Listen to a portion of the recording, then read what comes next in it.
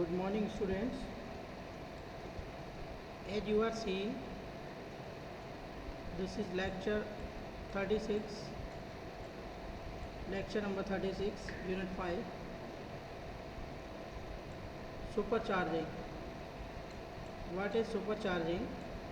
तो supercharging क्या होता है? Basically, supercharging is the process. As we will discuss, supercharging is the process of supplying the intake of an engine with air at a density greater than the density of the surrounding atmosphere.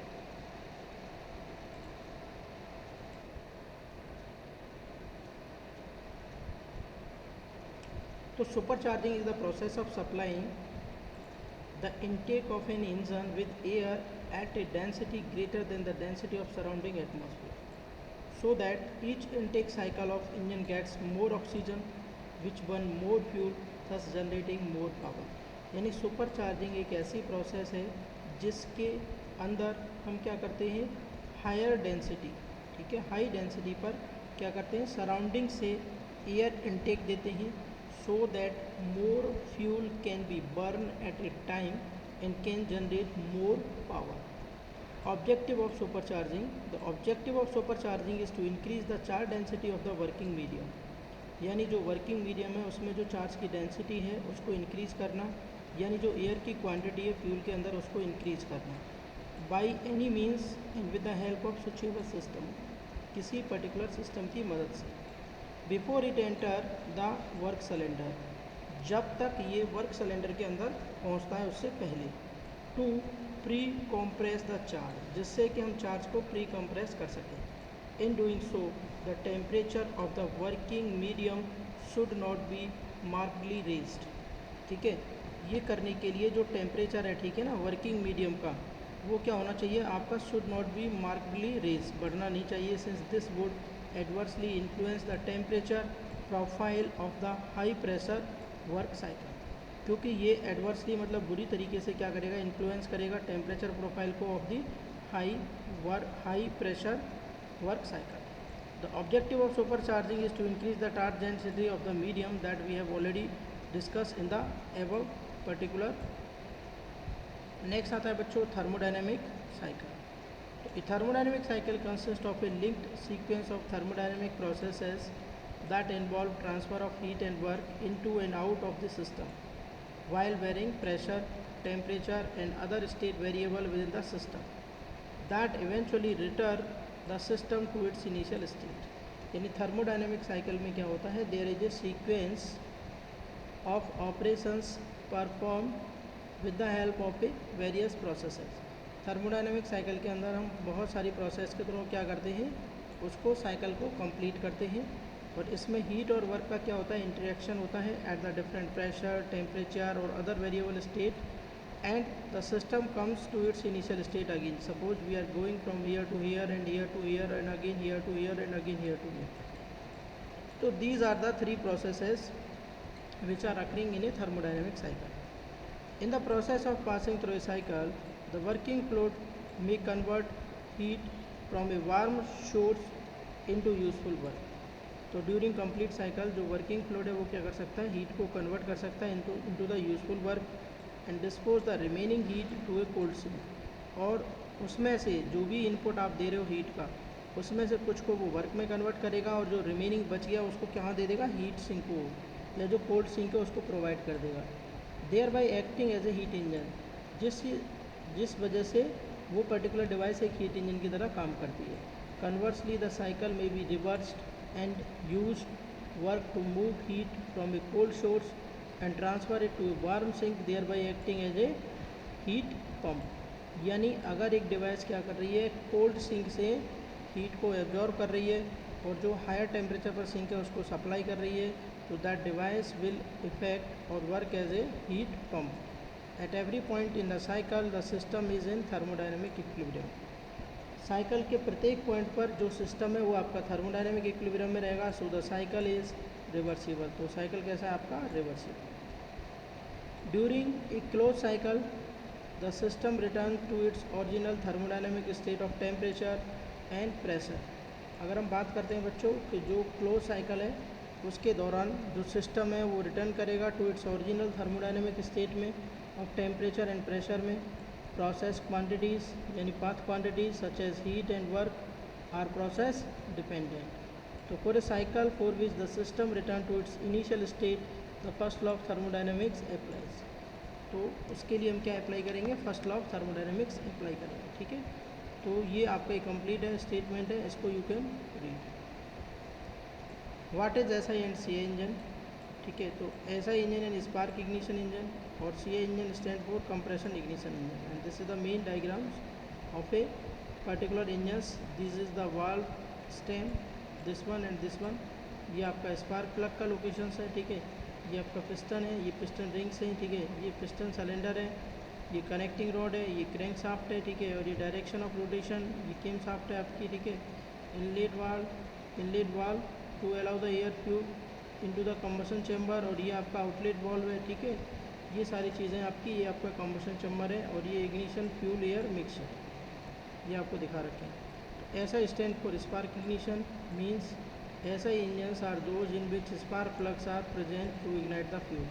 यानी ऐसे engine जिनके अंदर spark plug होता है बच्चों fuel को ignite करने के लिए, उनको क्या बोलते हैं, स्पार्क इग्निशन इंजन। जैसे कि आपका पेट्रोल इंजन होता है, जैसे कि आपका पेट्रोल इंजन होता है, ये इनलेट वाल्व है, ये एग्जॉस्ट वाल्व है, ये इंजेक्टर है आपका। ठीक है, और ये कंबशन चैम्बर के अंदर फ्यूल है आपका। ठीक है, ये पिस्टन, ये आपकी कनेक्टिंग रॉड और ये आपकी camshaft, crankshaft. CI stand for compression ignition, where highly compressed hot air is used to ignite the fuel rather than using a spark plug। इसमें हम स्पार्क प्लग यूज़ नहीं करते हैं CI engines के अंदर।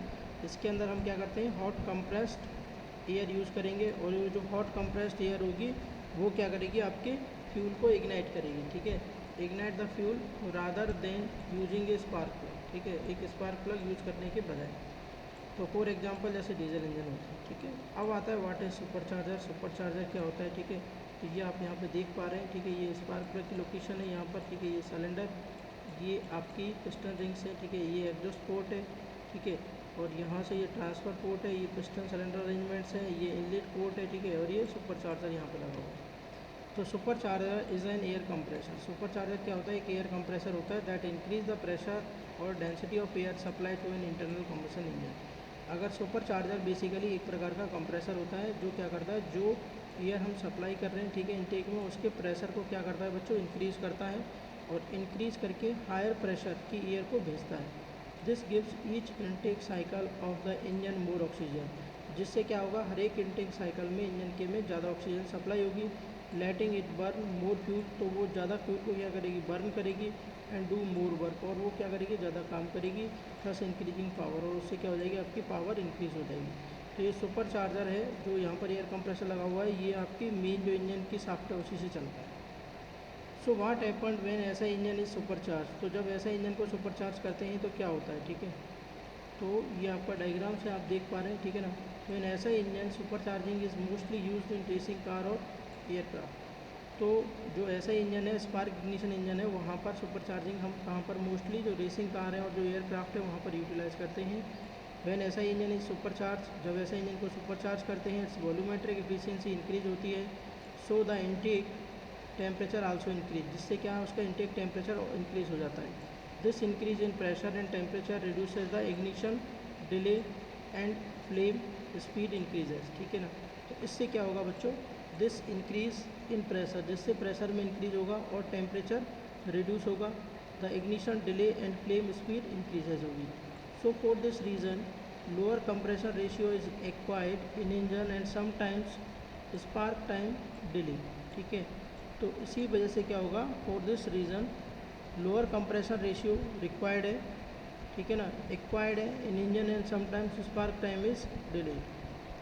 This is because by supercharging temperature and pressure increases which result in pre-ignition of fuel and knocking. Another thing can be noted as SI engine uses more fuel when supercharged. ठीक है, तो ये इसीलिए करते हैं क्योंकि सुपर चार्जिंग में temperature and pressure increase होगा which result in pre ignition of fuel and knocking में अपर। Another thing can be noted as ऐसा engine uses more fuel when supercharge. जब ऐसा इंजन को क्या करेंगे, सुपरचार्ज करेंगे तो उसको ज़्यादा फ्यूल की रिक्वायरमेंट होगी। तो supercharging in C I engines,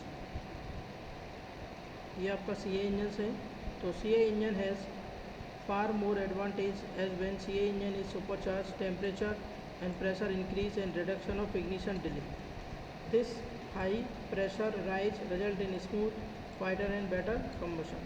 CA engine के अंदर अगर हम सुपर चार्जिंग करते हैं बच्चों, तो उसके अंदर क्या होगा, उसके अंदर ज़्यादा हमें फ़ायदा होगा, क्योंकि सुपर चार्ज इंजन के अंदर क्या होगा, सुपर चार्ज टेम्परेचर इंक्रीज होगा, प्रेशर इंक्रीज होगा, ठीक है, रिडक्शन ऑफ इग्निशन डिले का रिडक्शन होगा। This higher pressure results in smooth and quieter and better combustion. Volumetric and thermal efficiency decrease हो जाएगी due to increase in intake pressure and temperature, but increase in density due to pressure compensate for this. One more advantage due to supercharging, the improvement in the combustion allow poor quality of fuel can be used in diesel engine. Conclusion, you know very well. So the conclusion is there as many problem in turbocharging of SI engine which can be fixed but require a highly skilled person. So SI engine have more advantage. Unlike the SI engines, the CI engine does not suffer from combustible limitations and much more advantage. ठीक है, thank you very much.